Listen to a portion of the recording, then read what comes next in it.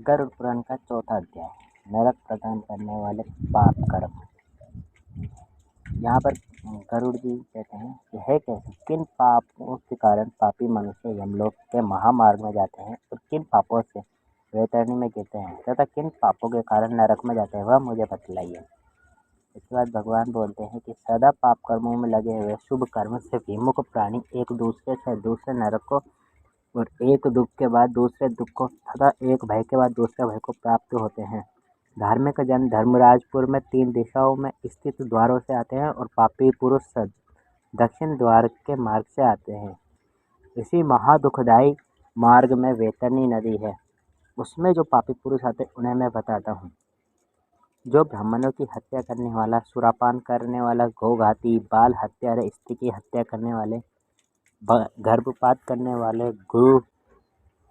गुप्त रूप से पाप करने वाले, जो गुरु के धन को हरने वाले हैं, देवता अथवा ब्राह्मण का धन हरने वाले हैं, स्त्री द्रव्यहारी है, बाल द्रव्यहारी है, जो ऋण लेकर उसे न लौटाने वाले हैं, धरोहर का अपहरण करने वाले हैं, विश्वासघात करने वाले, विषान्न देखकर मार डालने वाले, दूसरे के दोष को ग्रहण करने वाले, गुणों की प्रशंसा न करने वाले, गुणवानों के साथ डाह रखने वाले, नीचों के साथ अनुराग रखने वाले, मूढ़ सत्संगति से दूर रहने वाले, जो तीर्थों, सज्जनों, सत्कर्मों, गुरुजनों और देवताओं की निंदा करने वाले, पुराण, वेद, मीमांसा, न्याय और वेदांत को दूषित करने वाले हैं, दुखी व्यक्ति को देखकर प्रसन्न होने वाले और प्रसन्न को दुख देने वाले, दुर्वचन बोलने वाले तथा सदा दूषित चित्तवृत्ति वाले हैं, जो हितकर वाक्य और शास्त्रीय वचनों को कभी न सुनने वाले, अपने को सर्वश्रेष्ठ समझने वाले, घमंडी, मूर्ख होते हुए विद्वान समझने वाले, ये तथा अन्य बहुत से पापों का अर्जन करने वाले अधर्मी जीव दिन रात रोते हुए यम मार्ग में जाते हैं। यमदूतों के द्वारा पीटे हुए वे पापी वैतरणी की ओर जाते हैं और उसमें गिरते हैं। ऐसे उन पापियों के विषय में मैं तुम्हें बताता हूँ।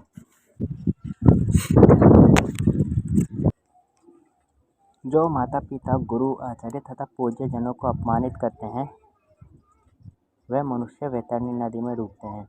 जो पुरुष पतिव्रता, सच्चरित, उत्तम कुल में उत्पन्न, विनय से युक्त स्त्री के द्वेष के कारण छोड़ देते हैं वे वैतरणी में पड़ते हैं। जो हजारों गुणों के होने पर भी सत्पुरुषों में दोष का आरोपण करते हैं और उनकी अवहेलना करते हैं वे वैतरणी में पड़ते हैं। वचन देकर के जो ब्राह्मण को यथार्थ रूप में दान नहीं देता है और बुला करके जो व्यक्ति नहीं है ऐसा कहता है वे दोनों सदा वैतरणी में निवास करते हैं। स्वयं दी हुई वस्तु का जो अपहरण कर लेता है, दान देकर पश्चाताप करता है, जो दूसरे की आजीविका का हरण करता है, दान देने से रोकता है, यज्ञ का विध्वंस करता है, कथा भंग करता है, सत्र की सीमा का हरण कर लेता है और जो गोचर भूमि को जोतता है वह वैतरणी नदी में गिरता है। ब्राह्मण होकर रस विक्रय करने वाला, वृषली का प्रति यानी शूद्र स्त्री का ब्राह्मण पति, वेद प्रतिपादित यज्ञ के अतिरिक्त अपने लिए पशुओं की हत्या करने वाला, ब्रह्म कर्म से च्युत, मांस भोजी, मद्य पीने वाला, उच्छृंखल स्वभाव वाला, शास्त्र के अध्ययन से रहित वेद पढ़ने वाला शूद्र, कपिल का दूध पीने वाला शूद्र, यज्ञोपवीत धारण करने वाला शूद्र, ब्राह्मणी का पति बनने वाला शूद्र, राजमहिषी के साथ व्यभिचार करने वाला, पराई स्त्री का अपहरण करने वाला, कन्या के साथ कामाचार की इच्छा रखने वाला तथा जो सतीत्व नष्ट करने वाला, यह सभी तथा इसी प्रकार और भी बहुत निषिद्ध आचरण करने में उत्सुक तथा शास्त्र विहित कर्मों को त्यागने वाले वे मूर्जन वैतरणी में गिरते हैं। सभी मार्गों को पार करके यम के भवन में पहुँचते और पुनः यम की आज्ञा से आकर दूत लोग उन्हें वैतरणी में फेंक देते हैं। हे खगराज, यह वैतरणी नदी सभी प्रमुख नरकों में सर्वाधिक कष्टप्रद है, इसलिए यमदूत पापियों को उस वैतरणी में फेंकते हैं। बांधवों द्वारा कृष्णा गो नहीं दी गई तथा जिसने अपनी ऊर्ध्वदेही क्रिया नहीं कर ली या जिसके उद्देश्य से ऊर्ध्वदेही क्रिया नहीं की गई हो वे वैतरणी में महान दुख भोग करके वैतरणी तटस्थित सालमली वृक्ष में जाते हैं। जो झूठी गवाही देने वाले हैं, धर्म का पालन का ढोंग करने वाले हैं, छल से धन का अर्जन करने वाले हैं, चोरी द्वारा आजीविका चलाने वाले हैं, अत्यधिक वृक्षों को काटने वाले हैं, वन और वाटिका को नष्ट करने वाले हैं, व्रत और तीर्थ का परित्याग करने वाले, विधवा के शील को नष्ट करने वाले हैं, जो स्त्री अपने पति को दोष लगाकर पर पुरुष में आसक्त होने वाली है, ये सभी और इस प्रकार के अन्य पापी भी शाल्मली वृक्ष द्वारा बहुत ताड़ना प्राप्त करते हैं।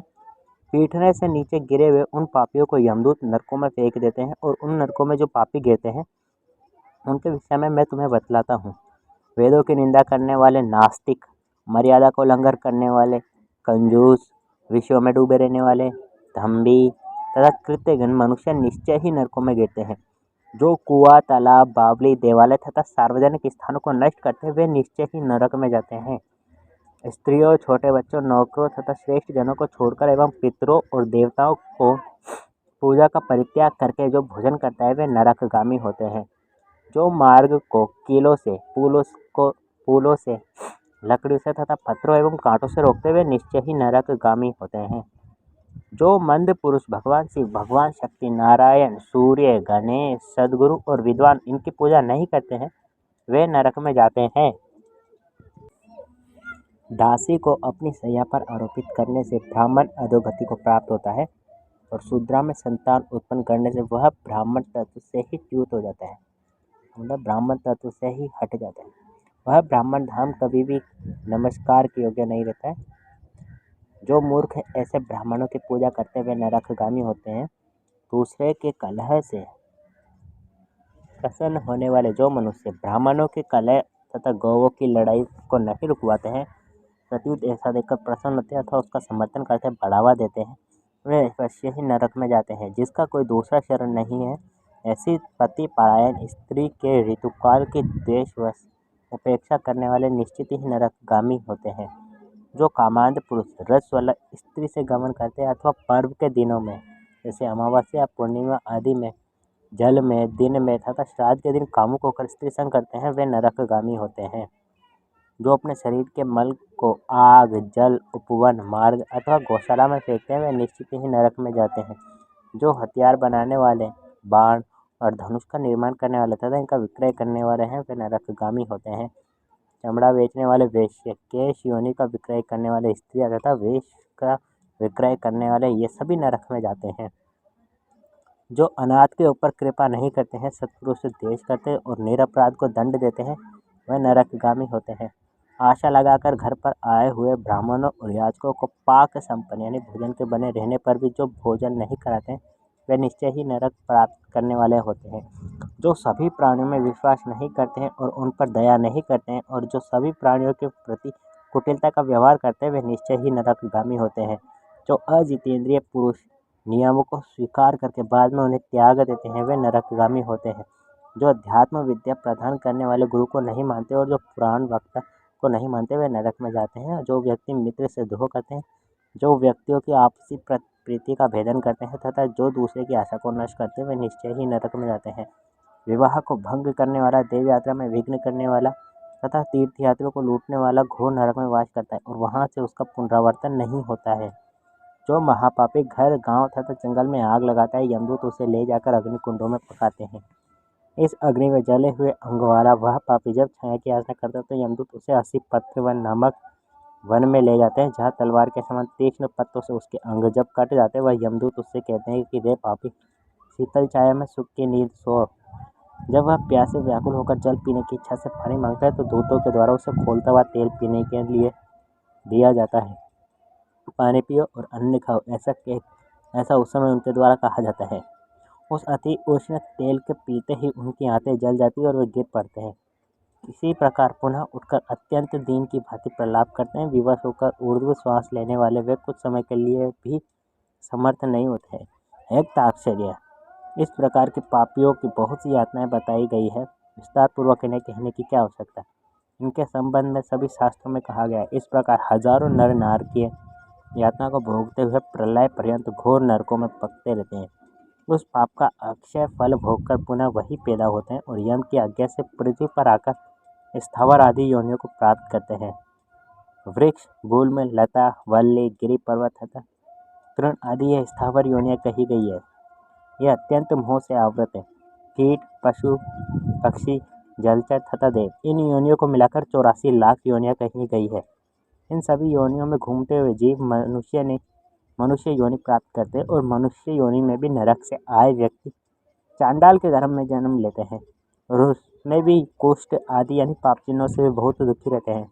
किसी को गलित कुष्ठ हो जाता है, कोई जन्म से अंधे होते हैं और कोई महारोग से व्यतीत होते हैं। इस प्रकार पुरुष और स्त्री में पाप के चिन्ह दिखाई पड़ते हैं।